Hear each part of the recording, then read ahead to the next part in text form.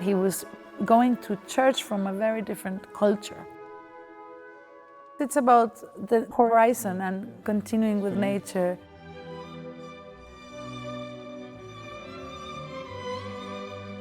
I just want to share maybe a little bit of the story I see. The music of America. In this symphony there is quite a revolution. Das Besondere ist diese Leitmotivtechnik. It's using so many folk things. Also der Biograf von Antonín Dvořák hört da einen Indianertanz. Vielleicht nur ein Klischee. But it comes from dance, and the dance is always down rooted in the ground. So we all move together. Just show the orchestra you have an offbeat. Celebrate. Rhythm, rhythm, rhythm.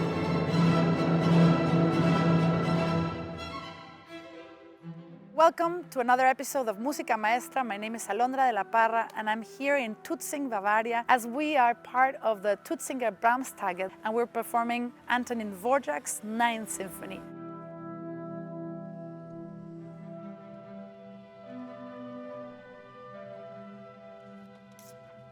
Dvořák wanted to be recognized in Vienna, in the center of Europe, but was always seen as, well, you're from Bohemia, you're not from the center of Europe.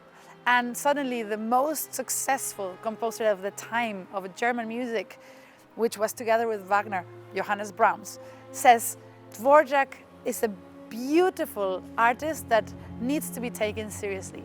And he even went so far as to invite Dvořák and his family, he had many children, to move to Vienna, and said, if you move to Vienna, I will pay for your expenses. I will give you a house and I will support you. He was incredibly generous. Dvořák said, thank you so much, but no. I was born a Czech and I will always remain a Czech. That's what Dvořák said.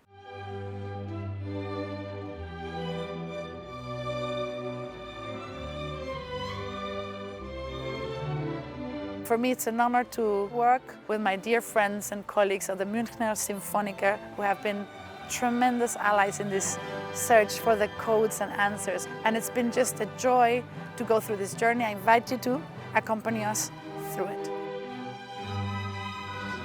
I'm here with Desirée Wolff, who's the co-principal of the Munich Symphony Orchestra. Can you explain a little bit about your role? Sometimes I play the solo flute, sometimes I play second flute, sometimes I play the piccolo. Piccolo plays in how many bars? It's just four. Four actually, bars. Maybe 8 seconds. It's so funny that he wanted that color, just for that. Yes. 4 Takte sind die einzige Piccolo-Takte in dem ganzen Stück. So she brought it from home, you know, that instrument, just for those. So can we really play soft so that it's heard? Enjoy the piccolo, and then afterwards celebrate. We love it, we love it, we love it. Thanks for bringing your piccolo. Sounds beautiful. Okay, so let's go from 177, bitte.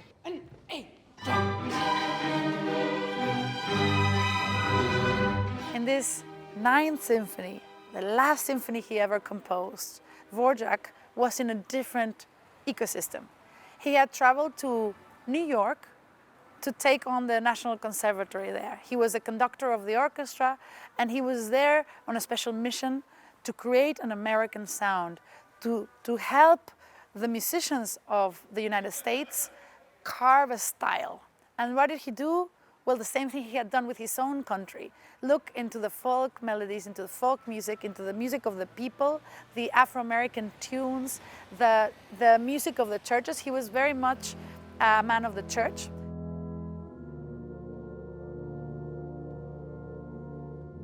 He went to this place in Iowa, and he spent summers there with his family, and that's where he was playing at the church, and he was going to church from a very different culture. And he starts the second movement with this chorale, beautiful chorale with all the trombones and the tuba, and then the strings, so soft. It's basically like just the sound of the breath of the listeners in the church. And the preacher is the English horn and starts preaching.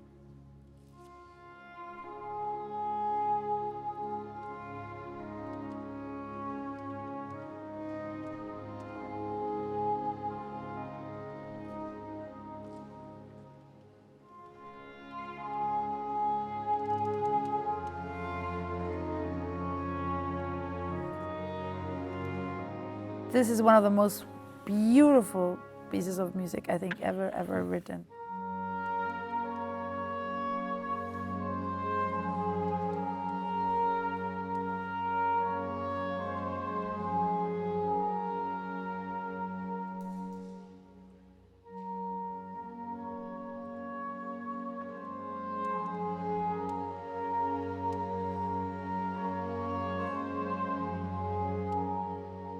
And then in the end, he does go into nature. He has this yeah pa pa pa pa pa pa pa pa pa pa pa pa pa pa pa pa pa. That's a little bit like Beethoven pastoral.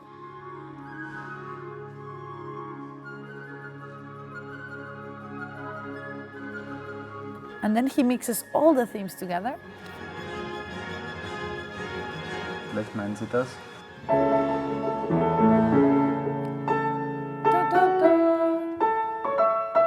Swing Yes. Low, Sweet Chariot. Yes. Yeah. Im Bass.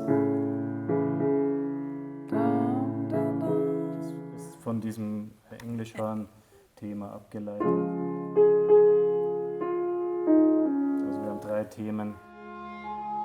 Your entrance has to be ready for it. There's no space, especially when he goes, he's asking you, come with me, wham, and we go.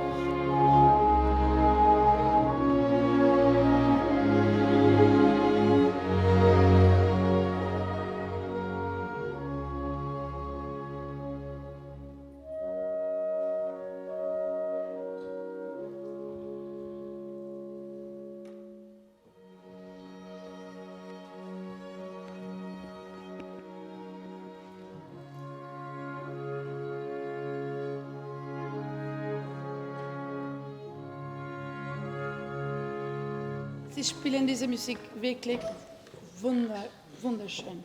Vielen Dank. The horns, and the solitude starts an improvisation that sounds more from this side of the world. Perhaps is where Dvořák, at 46, thinks of his own faith and the way he experiences it. The scherzo. Dvořák had this dance thing from Czech Republic and the furiant feeling that is the 2 against 3, the 1, 2, 3, 1, 2, 3, 1, 2, 3, jump,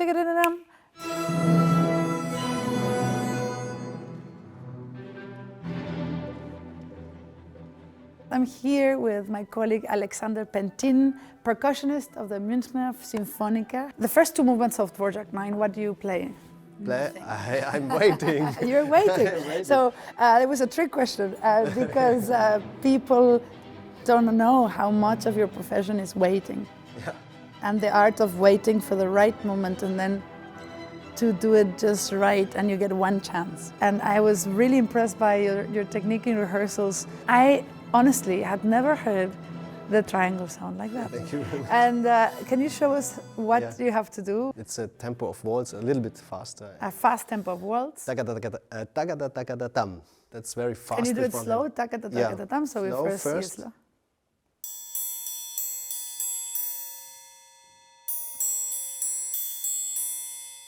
Okay. And in the Dvořák tempo, like this.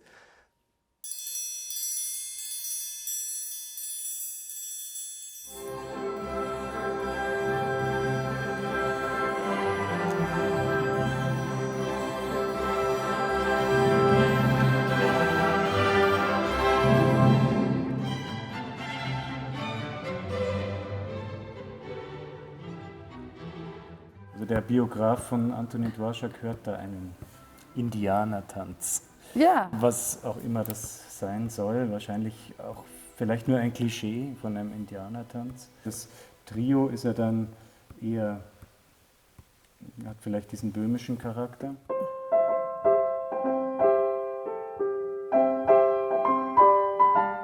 Oder fast Wiener. But for me, it's total europäisch. Yeah. For me, that sounds like Ländler. Ja, Ja. Ländler. Ja. Und eben da im Gegensatz dazu diesen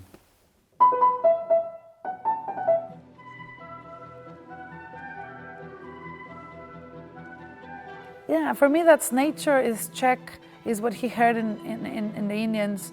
It's also his influence of the Austrian.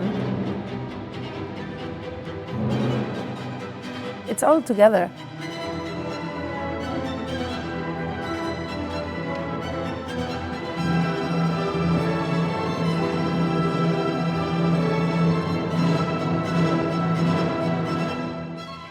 But I think what's incredible is his sense of rhythmic ideas and rhythmic coalition, you know?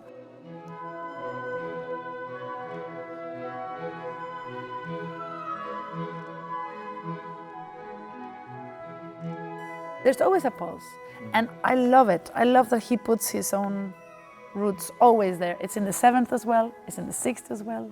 It comes from dance, and the dance is always down-rooted in the ground. And it's in all of his symphonies.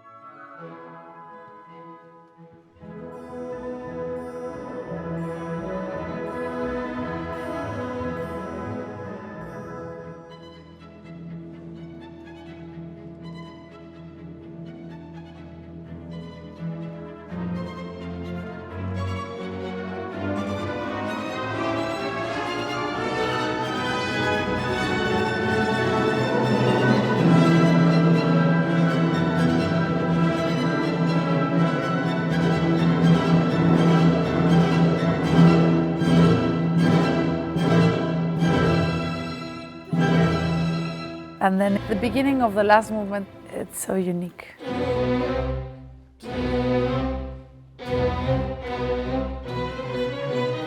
Der Rhythmus, aber auch das Motiv.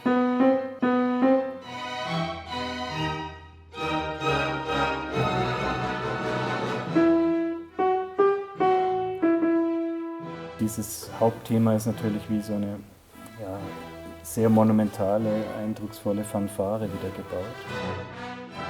Ja, es ist wie so, man holt Schwung für etwas Großes, für ein großes Vorhaben, etwas Wichtiges, was jetzt kommt.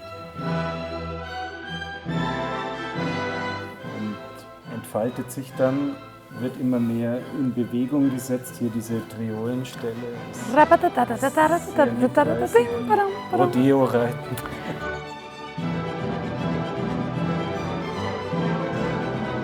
It's really an all-round composer, I think, because it's at the same time conservative, and especially in this symphony there is quite a revolution of that time. Also harmonically there are really interesting passages. I think that's really unique.